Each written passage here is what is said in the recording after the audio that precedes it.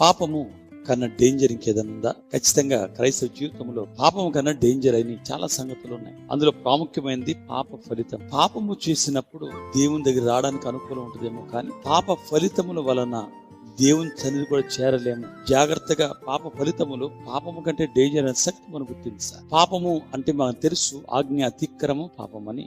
కానీ పాప ఫలితములు అంటే ఆజ్ఞను అతిక్రమించినప్పుడు ఆ పాపను బట్టి కలిగే దుఃఖకరమైన అనేక రకములైన కష్టములు, నష్టములు, వ్యాధులు, చింత, నిరాశ, అనిశ్చయత, అవిశ్వాసము, జబ్బులు, యుద్ధములు, ఇవన్నీ పాప ఫలితాలే. కనుక ప్రతి శ్రమ, ప్రతి కష్టము పాపానికి వచ్చిన ఫలితం గనుక మనం పాపము కొరకు ప్రార్థిస్తే ఇవన్నీ ఆటోమేటిక్ గా విడుదల కలుగుతా.